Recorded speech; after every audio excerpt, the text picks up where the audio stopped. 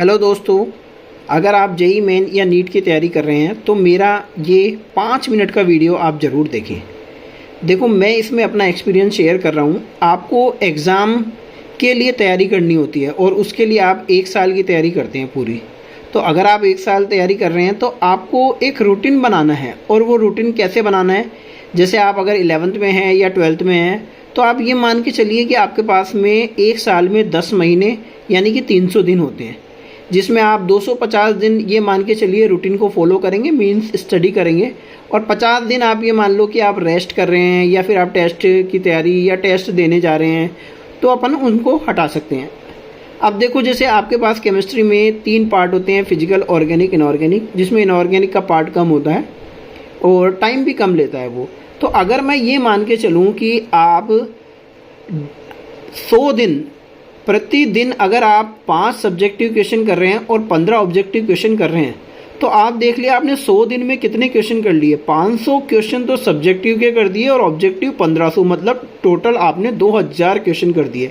इसी तरीके से अगर आप ये रूटीन ऑर्गेनिक और इनऑर्गेनिक के लिए भी फॉलो करें तो आपने ऑर्गेनिक के 2000 क्वेश्चन कर दिए और 50 दिन के हिसाब से इनऑर्गेनिक के 1000 क्वेश्चन कर दिए।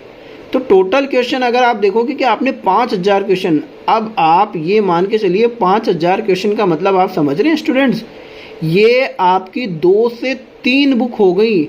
इसका मतलब आप देख लिए कि साल भर में आप सिर्फ 1 आवर दे रहे हैं डेली, और इससे ज़्यादा नहीं, वो भी 250 डेज। लेकिन आपने कितने 2 से 3 बुक आपकी तैयार कर ली है।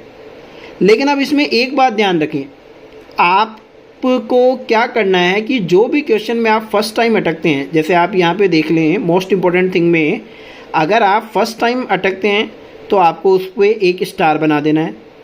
और अब आपको जब रिवीजन करना होगा तो आप क्या करेंगे, उन्हीं क्वेश्चंस का रिवीजन कीजिए जिन पे आपने स्टार बना रखा है। तो अगर आप सेकंड टाइम भी उसमें अटक जाते हैं, मतलब आप उसको सॉल्व नहीं कर पाते हैं, तो उस पर 2nd स्टार बना दीजिए। थर्ड टाइम रिवीजन करें तो उन्हीं क्वेश्चंस का रिवीजन करें जिस पे 2 स्टार हैं, तो आप उनका रिवीजन करेंगे। थर्ड में भी अगर कोई प्रॉब्लम आती है तो वो 3 स्टार, ऐसे करते करते 4 या 5 बार जो भी आप रिवीजन करते हैं। तो आप देखो 5000 क्वेश्चन में से आपके पास में ज़्यादा से ज़्यादा 300 से 400 क्वेश्चन ये लास्ट में जब आप 10 महीने पूरी तैयारी कर लेते हैं, अब आपको 15 या 20 दिन मिलते हैं जिसमें आपको पूरा सिलेबस रिवाइज करना है, वो तो हो नहीं पाता फिर। तो आप क्या करेंगे, जिस क्वेश्चन पे सबसे ज़्यादा स्टार हो गए अब आपको उन्हीं को देखना है, क्योंकि बाकी सब क्वेश्चंस तो आप उन लेवल से पार हो चुके हैं। क्योंकि वो क्वेश्चन आपको अगर एक बार आ गए तो वो आगे भी आएंगे, ये आपको कॉन्फिडेंस रखना है, ठीक है। अब इसके लिए आप अपना जो भी स्टडी मटेरियल है उसको आप फिक्स रखें। जैसे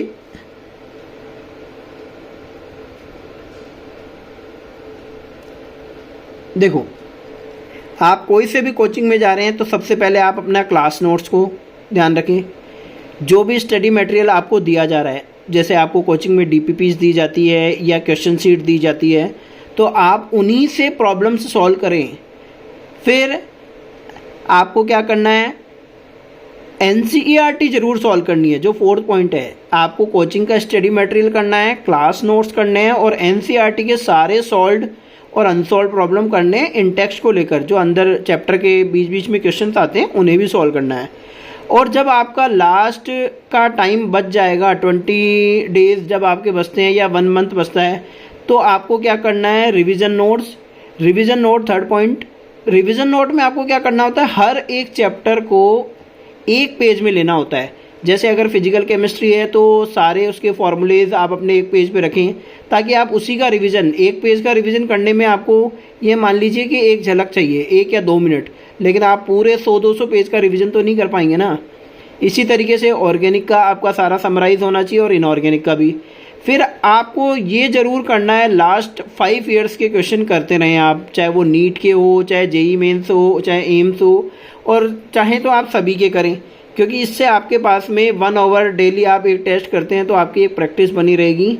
इससे आप अपना आउटपुट देख पाएंगे कि आप जैसे 40 क्वेश्चन डेली का एज ए टेस्ट कर रहे हैं, तो आपका एक क्राइटेरिया बन जाएगा कि आप 40 में से 30 कर पा रहे हैं या 20 कर पा रहे हैं। तो इससे आपका कॉन्फिडेंस बना रहेगा कि यार जब भी कोई पेपर आएगा डिफरेंट, तो मैं 40 में से 30 क्वेश्चन तो कर ही लूँगा। तो आपको इस तरीके से तैयारी करनी है। ओके, बाय बाय दोस्तों।